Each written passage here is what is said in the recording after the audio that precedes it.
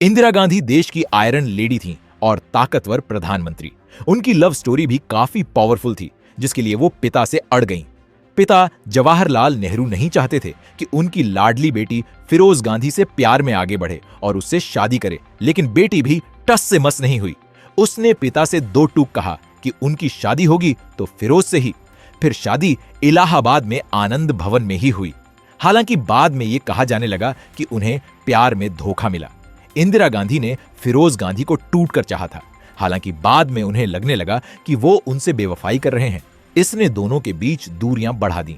इंदिरा एक प्यार करने वाला पति और सुखी परिवार चाहती थीं, बस यही उन्हें नहीं मिला। कहा जाता है कि अगर फिरोज बेवफाई नहीं करते तो इंदिरा शायद ही राजनीति की ओर मुड़ती। इंदिरा का बचपन इलाहाबाद में बीता था।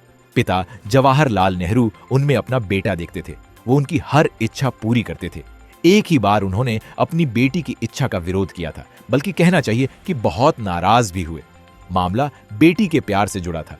बेटी भी अड़ गई। वो अपने प्यार से शादी करना चाहती थी। उन्होंने ऐसा करके दिखा भी दिया। पिता के विरोध भी इंदिरा ने शादी की। हालांकि इस शादी पर उनके पिता ही नहीं, मां को भी ऐतराज था। निधन से महज 1 महीने पहले मां कमला नेहरू महसूस कर रही थीं कि उनकी प्रिय बेटी इंदु बड़ी गलती करने जा रही है।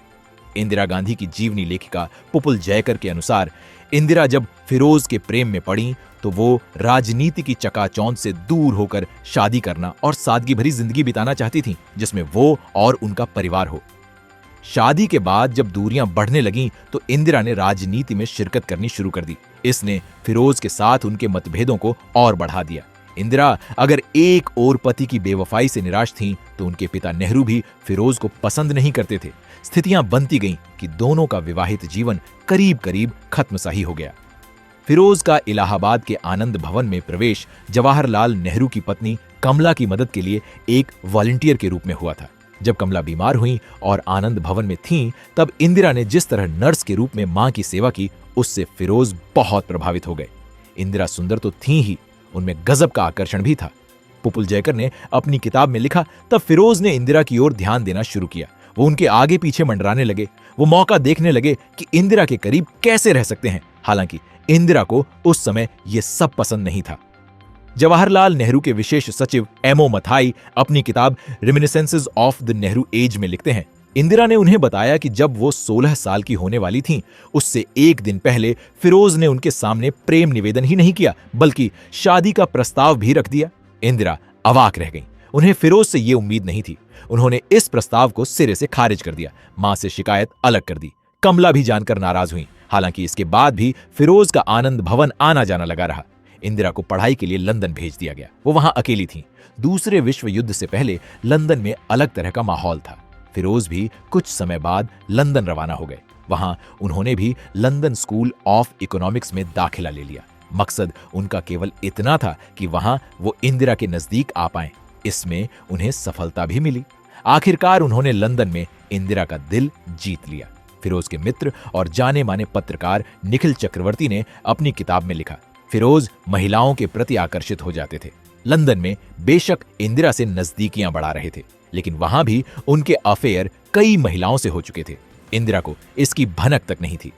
कैथरीन फ्रैंक ने अपनी किताब Indira the life of Indira Nehru Gandhi में लिखती है, इंदिरा और फिरोज ने गुप्त विवाह कर लिया था। सार्वजनिक विवाह होने से पहले ही दोनों ने पति और पत्नी की तरह साथ रहना शुरू कर दिया था।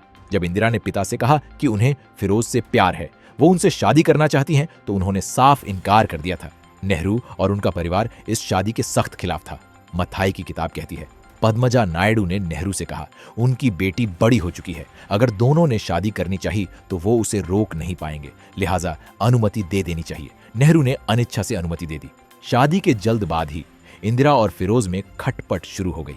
साल 1941 में जब वो गर्भवती थीं, राजीव गांधी का जन्म होने वाला था, तो उन्हें पता लगा कि फिरोज किसी और महिला से इन्वॉल्व हैं। उनके कानों में फिरोज के अफेयर के एक नहीं कई किस्सों की खबरें पहुंच रही थीं। वो दुखी हो गईं। इस बीच उन दोनों के 2 बेटे हो चुके थे, राजीव और संजय। कैथरीन फ्रैंक की किताब Indira the life of Indira Nehru Gandhi कहती है, फिरोज बिंदास जिंदगी जीने में यकीन रखते थे। किताब के अनुसार इंदिरा से शादी के बाद भी फिरोज दूसरी महिलाओं से फ्लर्ट करते थे।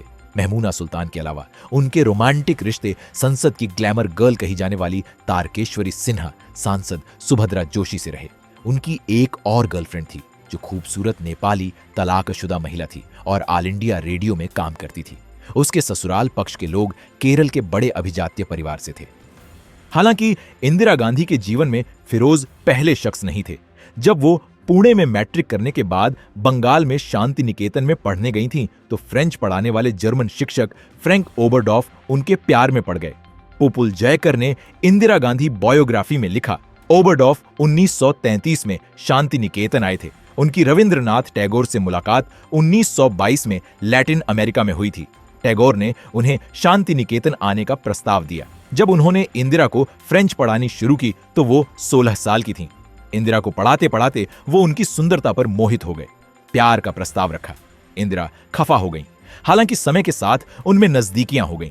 इंदिरा के अपने दर्द थे, उसे वो जर्मन शिक्षक से बांटती थीं। फ्रैंक उनकी सुंदरता की तारीफ करते रहते थे। जब टैगोर को यह पता चला तो उन्होंने इंदिरा को तुरंत वापस घर भेज दिया। बाद में फ्रैंक की मुलाकात लंदन में इंदिरा से हुई। उन्होंने फिर इंदिरा को मनाने की कोशिश की, लेकिन तब तक उनके जीवन में फिरोज का आगमन हो चुका था। लिहाजा वो फ्रैंक से रुखाई से पेश आईं। वहीं कैथरीन फ्रैंक अपनी किताब में लिखती हैं, इंदिरा के जीवन में बाद में 2 और पुरुष आए। इनमें धीरेन्द्र ब्रह्मचारी और दिनेश सिंह शामिल थे। इंदिरा ने अपनी विश्वस्त डोरोथी नार्मन को धीरेन्द्र के बारे में लिखा। वो आकर्षक योगी हैं जिनसे वो योग सीख रही है।